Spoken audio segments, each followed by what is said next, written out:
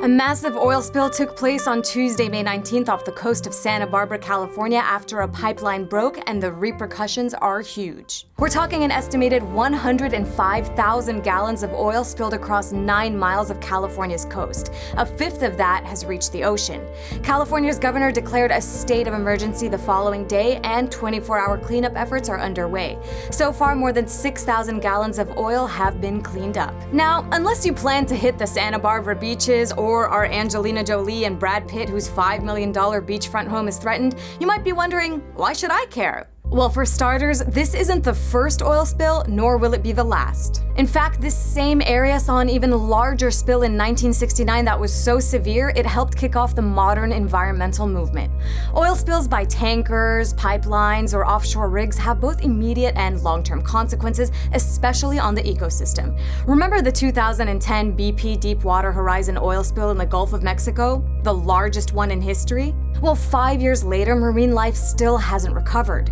A recently released report says that the BP spill caused the most dolphin deaths in the Gulf's history. Then there's the nightmare of cleanup. Even though advanced technology has let us drill more oil, including in far-flung places, the technology for cleanup hasn't kept up. Depending on the size of the spill, it can take weeks, months, or even years. And it's risky business for the responders doing the cleanup. Chemicals used to disperse the oil and protect plants and animals contain harmful toxins of their own. The side effects of a chemical used to clean up the BP spill include headaches, vomiting, and reproductive problems. Now you're probably wondering, who's to blame? Well, the immediate culprit of the latest spill is Plains All-American Pipeline. At a news conference, a representative said, "First of all, we're sorry that this accidental release has happened, and we are bringing in all the resources at our disposal to respond." Problem is, this isn't the first spill for the company. The larger Plains Pipeline Company has accumulated 175 safety and maintenance infractions since 2006. And as the executive director of Greenpeace points out, it's not really an accident.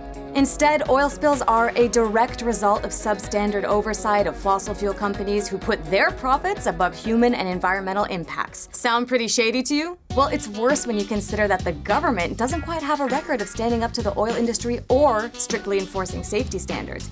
And now, the Obama administration has given conditional approval for Shell to begin drilling in the Arctic, triggering protests in Seattle and beyond. Maybe that's because research shows that there's a 75% chance of an oil spill occurring in the Arctic if drilling takes place there. And unlike Santa Barbara, where a cleanup crew can easily access the shores, what happens when an oil is spilled way out there in the Arctic tundra, which isn't as easy to reach? There's no way to effectively clean up an oil spill. So how can we guarantee that future spills don't happen? Is it time for the US to end its reliance on oil once and for all?